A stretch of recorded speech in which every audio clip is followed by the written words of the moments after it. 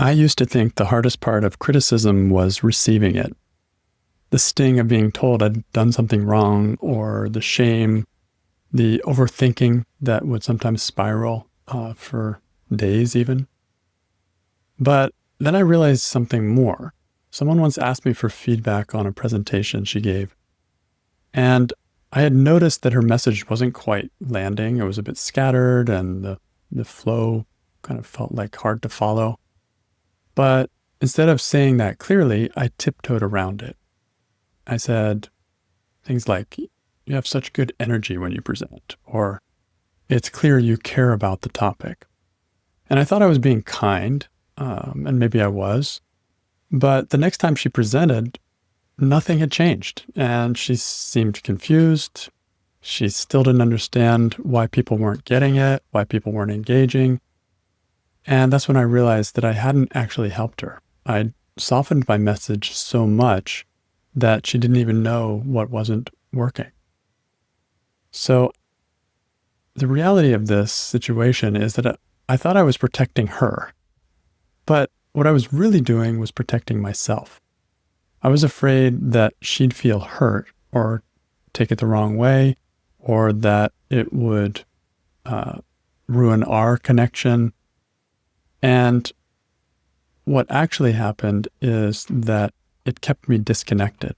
She didn't benefit from what I could see, and I didn't benefit from being real with her. So what kept me from doing that is imagining what it would be like if I was receiving feedback. And I tend to be sensitive to feedback. It tends to be hard for me. And so I imagined that it would be for her. And so out of self-protection in this kind of weird way, I watered it down and watered it down and watered it down till there was really not much content left. And so this is the fear of being honest, the fear of being vulnerable, of actually showing up and sharing my location, my awareness of what I see in that situation. And it can be very helpful. People often really do appreciate feedback. But if you're sensitive, you may think that other people are going to have a hard time taking feedback, and we get so quickly into other people's business. And it's fine to be sensitive, but to be stressed by feedback is something that can be questioned, something that can be worked with, and there's a lot of room for growth in that area. I've experienced this myself, and it's something that I continue to grow in, but I find that feedback is much less of a challenge for me, and it's less of a challenge to give it. So let's look at why HSPs tend to have a challenge either giving or receiving feedback, but in this case, we're focusing on the giving of it. HSPs are wired for empathy. We feel with people. We notice how they feel. We predict how they feel. And we also don't like conflict. We like harmony. And so we tend to go the extra mile to tiptoe around something that we think would rock the boat or cause some kind of hurt in someone else. Now, this is coming from a good place. It is good to not hurt people. It is good to be kind, be gentle. There's room for that. It's important. But what happens is we take this too far. And this is where we can lose touch with the actual capacity of people to understand, take in, and appreciate feedback. And we also lose touch with our ability to be kind even when we're being honest. It's almost like we make ourselves choose between being kind or being honest. Can't do both, so have to be one or the other. And in reality, it is possible to do both. We just tend to forget that. The other thing is that for many people, especially HSPs, you may have experienced criticism as something that is shame-inducing in the past, especially in childhood or at any point in life. If someone gave you feedback and they didn't like something, it may have actually had tones of being like a judgment. It may have felt like they were judging you as a person. They may have been judging you as a person, or they may have used really strong words that come across with a big bang for a sensitive person that may not have been intended to be as hurtful as they ended up being. And so there's almost this little minor traumas around getting criticism that make us scared of it, make us think, oh my gosh, this is people judge each other. People can hurt me and I can hurt other people. And we get super cautious about criticism.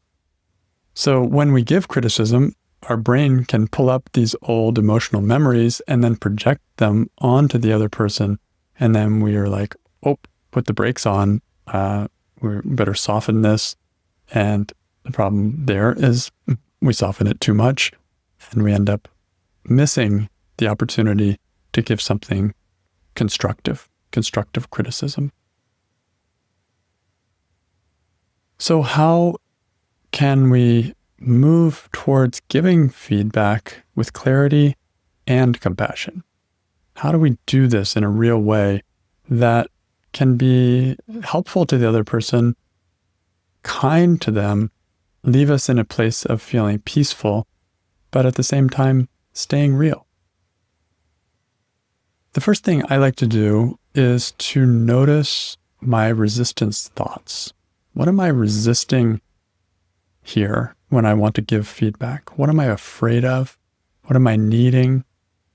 Those kinds of things, if you can find them, can be very helpful, and I like to write them down. So for example, I need them to be okay with the feedback. This is a big one. I have often expected people to say something like, oh, okay, no problem, thank you so much, like with that kind of light tone. And if they don't receive my feedback with that kind of lightness and open-heartedness and graciousness, then I feel bad. I feel guilty. I feel shut down. I feel like I failed. And the problem is you can't always, first of all, you can't control what another person, how they react. But second of all, for someone to take in feedback, it's usually something they're not thinking of. It's going to require possibly an about face, a turn, a change for them. They may have to realize that they're going in a direction that's not working and have to change their approach. These are big changes.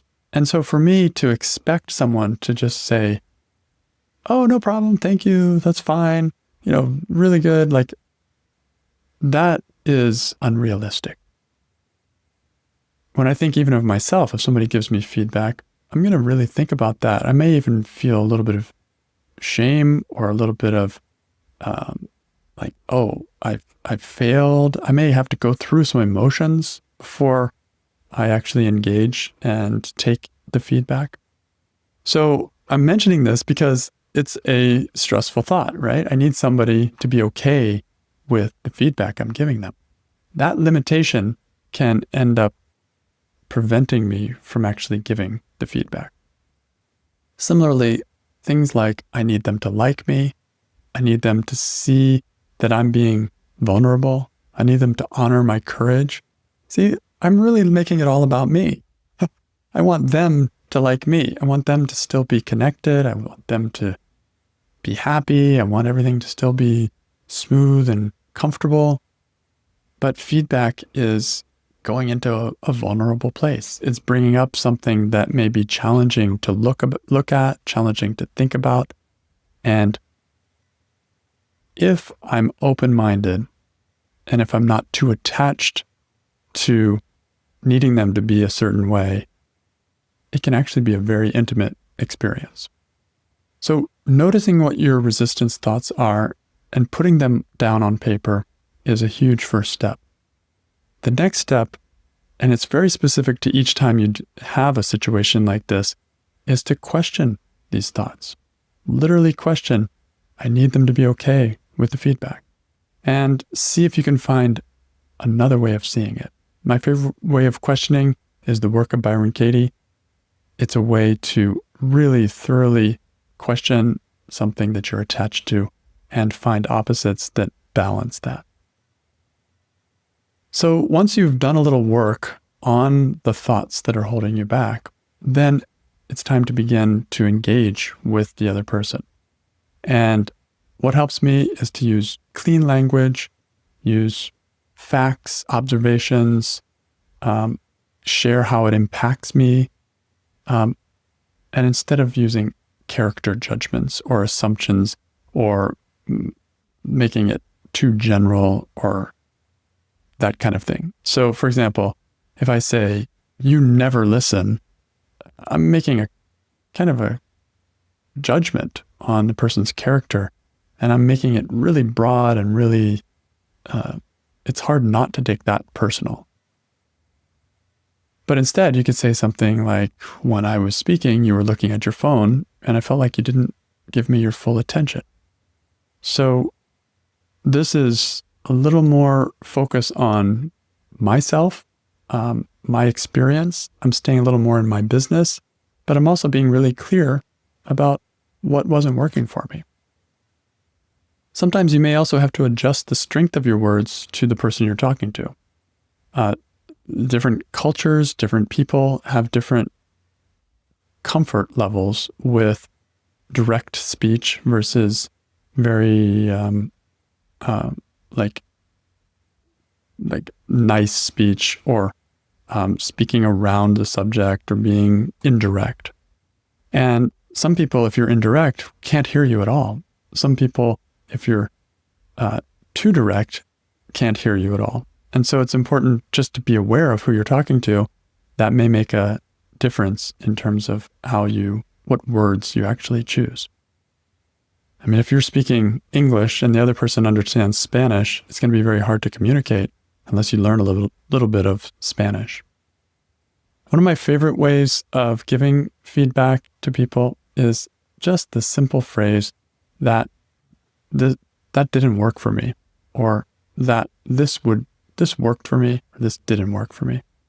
And it keeps it very objective, and it is not a character judgment, and it's just about the facts. So when all else fails, I use that simple statement.